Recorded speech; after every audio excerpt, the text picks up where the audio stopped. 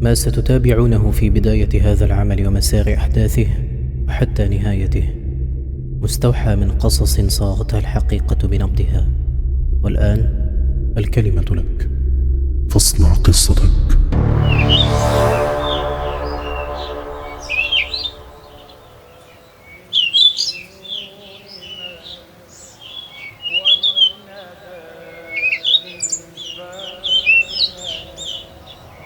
سبحت لله في العشق.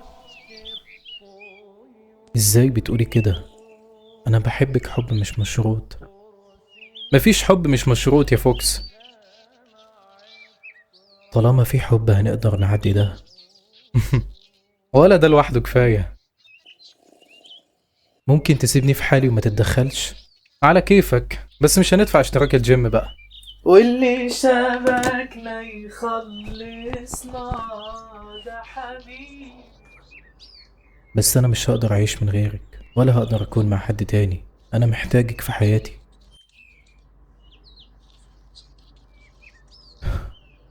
اللي تشوفيه ربنا يوفقك.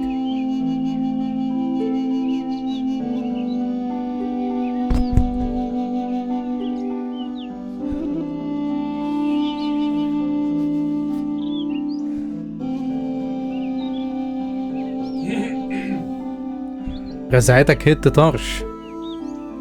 anyway، أول يوم باي عضلك يلم بوش بول ليج.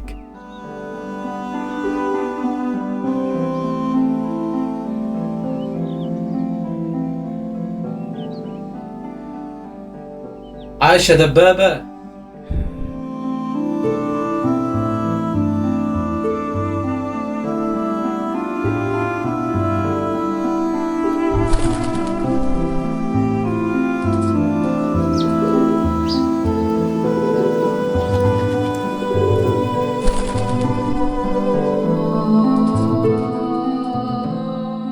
وده بقى أنيس. أهلا.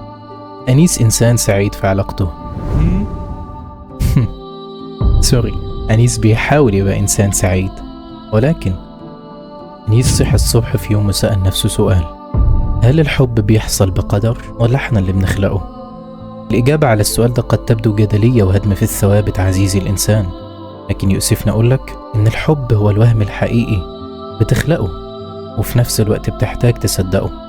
ممكن تقابل حد صدفة وده قدر، لكن تكمل إنك تتعلق بيه ده مش مكتوب عليك، ده انت اللي كتبته على نفسك. كان بإمكانك تفاديه، بس انت اللي اخترت انك تكمل. الحب يا عزيزي مش بالعاطفة المفاجأة، ولا بالانجذاب العميق من غير سبب، ولا اللي بتحس في وقتها انك مغيب وكل العيوب بتختفي. الحب بالتروي والهدوء. الحب مواقف وعشرة، اختيار وإرادة. الحب اللي تقدر تتحكم في بدايته عشان يكمل معك صح في كل قدر محتوم.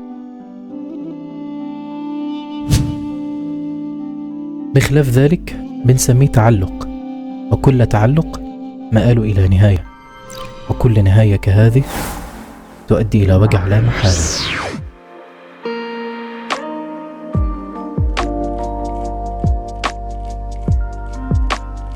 بس تمام، عادي. بما إننا بنغلط دايما عزيزي الإنسان، وبنلاقي نفسنا منغمسين في التعلق من حيث لا ندري، إلا إن لحسن الحظ نقدر نستدرك النهاية وناخد خطوات بيها نقدر نداوي حالة الانفصال والألم.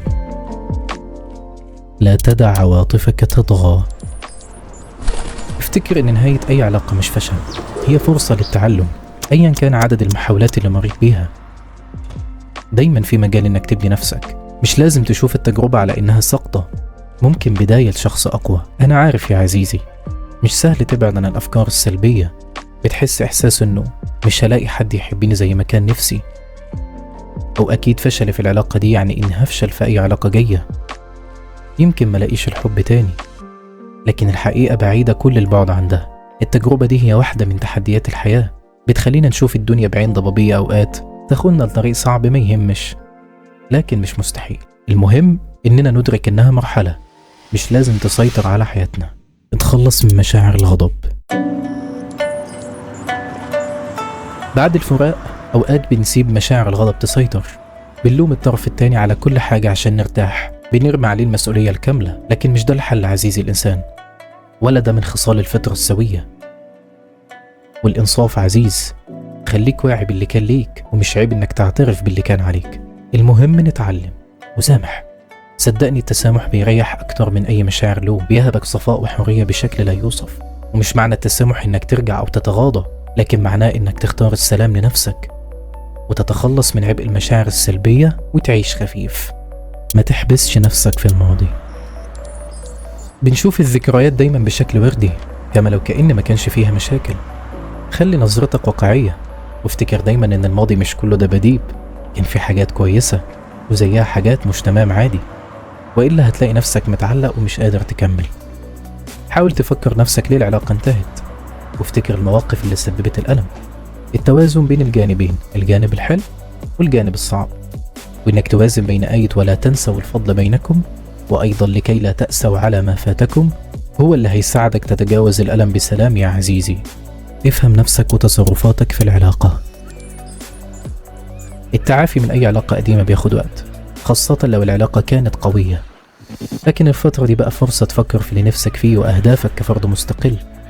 ومتفهم جدا يا عزيزي إن الشريك كان مراية كنت بتشوف نفسك من خلاله، لكن ده لا يمنع إن الانفصال فرصة جديدة تسمع فيها نفسك وتشوفها أنت بعينك وتركز عشان تطورها. اعرف أنماطك وادرسها كويس، وخليك واعي بتحدياتك، ما تعيدش نفس النمط القديم. خلي بالك من نفسك واهتم بيها. التقبل بيجي بصعوبة، لأنه معناه إنك خلاص دلوقتي لازم تمشي في طريقك، والطرف التاني هو كمان يمشي في طريقه. ورغم قساوة اللحظة دي وصعوبتها، إلا إن في جمالها يتقاصر التعبير. ولكن احفظ تعبيرا لطيفا كصاحبه قال بعد التعافي: فهو يعد ندبة لا يزول أثرها غير أنها ما عادت تؤلم.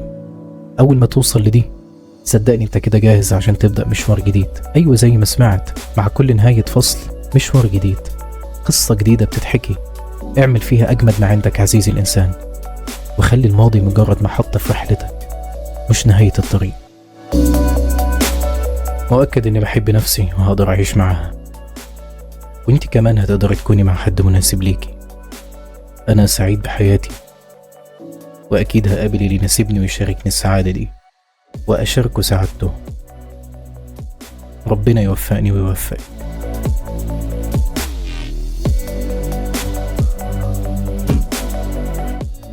وافتكر ان كده كده عقلك هيلعبك.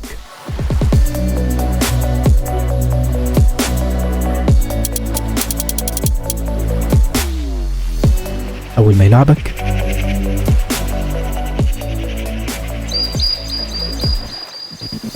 أنا شايف إنكم محتاجين فرصة تانية.